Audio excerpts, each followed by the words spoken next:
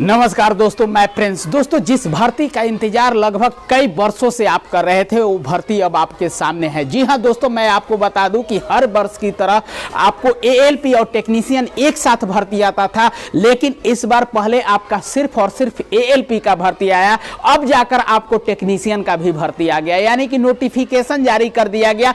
कब से एग्जाम है, क्या क्या आपको सब्जेक्ट पूछा जाएगा, सारी बातों पर चर्चा की गई है। कुछ बदलाव भी किया गया है, उसके बारे में चर्चा करेंगे। पहली बार अगर चैनल पे आए हैं तो चैनल को सब्सक्राइब कर लीजिएगा। आपसे संबंधित हर एक वीडियो मैं इस चैनल पर लेकर आते रहता हूं। तो चलिए बिना देर किए हुए शुरुआत करते हैं और आगे देखते हैं। दोस्तों, रेलवे टेक्नीशियन रिक्वायरमेंट 2024 टोटल जो पोस्ट की संख्या है वो 9000 आपका है। फी की बात करें तो ओबीसी, ईडब्ल्यूएस और जनरल के लिए 500 रुपया, एसी, एसटी और पीएच के लिए 250 रुपया। बाद में इसमें से 500 में से 400 रुपया आपका रिटर्निंग हो जाता है और 250 में से 150 रुपया आपका रिटर्निंग हो जाता है जब आप इसके बाद अपना बैंक डिटेल्स डालते हैं। जब सीबीटी 1 एग्जाम देकर आते हैं तो उसके बाद आपका पैसा रिटर्निंग हो जाता है। क्वालिफिकेशन जो है वो सिर्फ और सिर्फ 12th पास है। अगर 12th पास है तो इस फर्म को अप्लाई आप कर सकते हैं।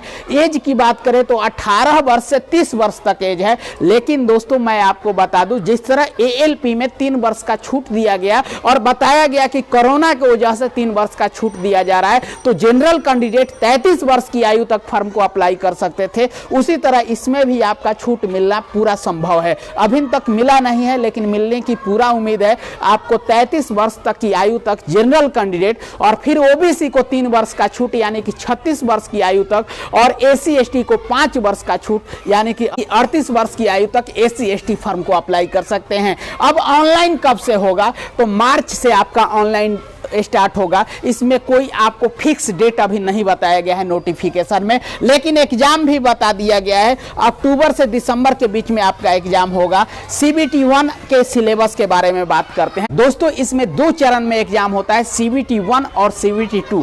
सीबीटी 1 अगर आप पास कर जाते हैं, यानी कि जितना भर्ती रहता है उसका 15 गुना स्टूडेंट को बुलाया जाता है सीबीटी 2 के लिए, यानी कि आप पास कर जाते हैं, उतना मार्क्स लेकर आ जाते हैं तो सीबीटी 2 के लिए बुलाया जाएगा। सीबीटी 2 पर ही आपका मेरिट बनेगा और उसी के आधार पे आपका ज्वाइनिंग कराया जाएगा। दोस्तों, सीबीटी 1 के बारे में हम डीपली यहां पर देखते हैं। 75 क्वेश्चन रहेगा, 60 मिनट समय मिलेगा, निगेटिव 1/3 होगा।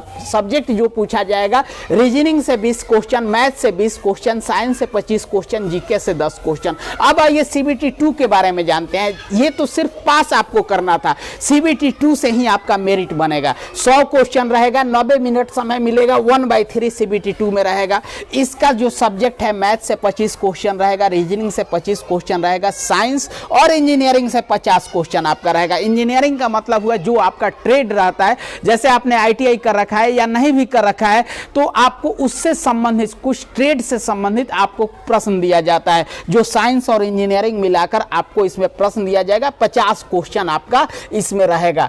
दोस्तों, इसमें एक चीज और बताना चाहूंगा, पार्ट ए और पार्ट बी। सीबीटी 2 में पार्ट ए और पार्ट बी में एग्जाम होता है। पार्ट ए वाला मैंने सब्जेक्ट बताया।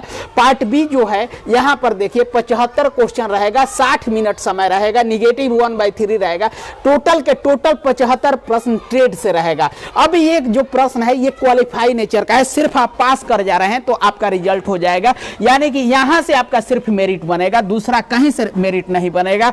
इसी को आपको स्ट्रॉन्ग करना है, ये आपका सिर्फ और सिर्फ क्वालिफाई नेचर है। दोस्तों, अगर पहली बार चैनल पे आए हैं तो चैनल को कर लीजिए सब्सक्राइब, ताकि जो भी मैं आपसे संबंधित वीडियो बनाऊं सबसे पहले आप तक मिल सके।